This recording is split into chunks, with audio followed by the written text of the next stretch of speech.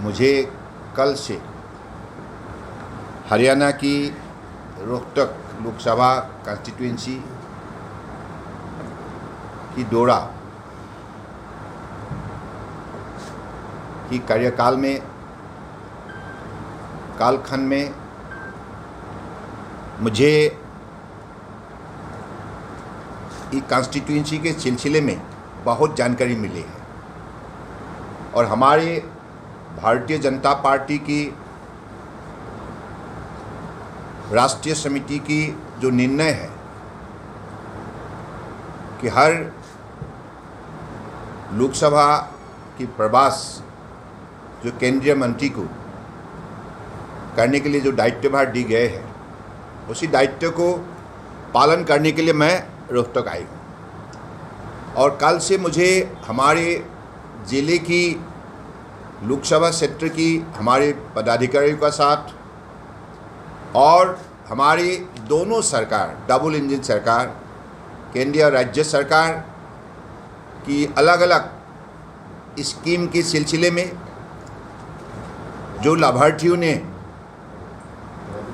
जैसे भी अनुभव हासिल की है इस सिलसिले में लाभार्थियों का साथ भी कल इंटरैक्टिव सेशन हुई और विश्व के सबसे लोकप्रिय नेता प्रधानमंत्री नरेंद्र मोदी जी ने जिस सफलपूर्वक नेतृत्व दी है इसकी वजह से आज देश जाग उठा है और देश ने अपना शक्ति दुनिया को दिखाने में सफलता प्राप्त की है। अलग अलग क्षेत्र में जो शक्ति दिखाने लगे हैं ट्रांसफॉर्मेशन लाई है इसके वजह से आज विकास के रास्ते पर हर प्रदेश चलने लगा है। उसमें से हरियाणा भी एक है। हरियाणा ने भी अलग अलग क्षेत्र में जो सफलपूर्वक काम की है हमारे मनोहर लाल जी की नेतृत्व में और इससे आम जनता खुश है। कल मैं अलग अलग स्कीम पर जब चर्चा की लाभार्थियों का साथ उन्होंने खुल के अपने बात रखे। उन्होंने कहा कि हमें केंद्रीय राज्य सरकार की हर स्कीम से हमें लाभ मिला है और इसके ज़रिए हम अपने जीवन को सजाने के लिए हमें बहुत बड़ा मदद मिला है।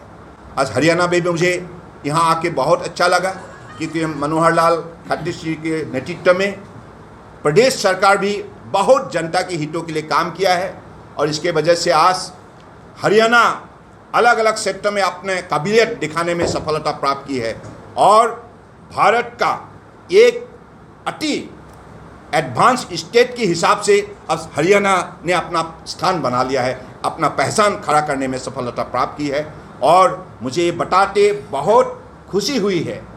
अभी अभी मुझे को खबर मिला है हमारे कॉमनवेल्थ गेम में देश ने जो सफलता प्राप्त की है मैं सारे खिलाड़ियों को हृदय से धन्यवाद देता हूँ, अभिनंदन देता हूँ और इस सफलता के पीछे हरियाणा प्रदेश का भी बहुत बड़ा हाथ है, बहुत बड़ा योगदान है। हरियाणा का खिलाड़ियों ने सबसे ज़्यादा आज भारत के लिए मेडल जीत के लाए हैं, ये देश का नाम रोशन किया है।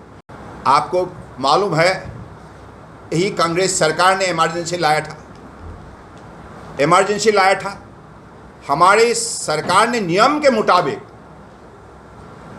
हमारे सरकार की स्पष्ट ये कमिटमेंट रहे कि सुशासन व्यवस्था हम जनता के हितों के लिए खड़ा करेंगे, साथ साथ में भ्रष्टाचार मुक्त भारत निर्माण प्रक्रिया में हमारा बड़े मजबूत भूमिका रहेगा। तो उसी दिशा पर हमारा सरकार प्रतिबद्ध है और इस दिशा पर हमारा सरकार निश्चित रूप से आगे बढ़ेगा। क्या सिर्फ ईडी विपक्षी दलों के लिए ही है? ऐसा कोई बात नहीं है। जो भी ये इंडिपेंडेंट एजेंसी है इसमें कोई सरकार का इंटरफेरेंस नहीं होते, स्पष्ट बात है। और जो सही है उनको डरना नहीं चाहिए इन चीज़ों पर। अगर जो ईमानदार है उनको डरना किस बात का है। आयुष मंत्रालय अब जो बनी है 2014 तक आयुष एक विभाग हुआ करती थी। परम आदरणीय प्रधानमंत्री जी ने प्रधानमंत्री बनने का बाद तुरंत हमारे पुराने जो विज्ञान है, प्रकृतियों का जो विज्ञान है, आयुष में जो शक्ति है, इस शक्ति को उजागर करने के लिए मानव समाज की हितों के लिए उन्होंने तुरंत आयुष मंत्रालय स्थापना की है, इंडिपेंडेंट मंत्रालय। उसके बाद आयुष का बजट 6 गुना बढ़ा दी है और आप आयुष का कैबिनेट का स्टेटस दी गई है।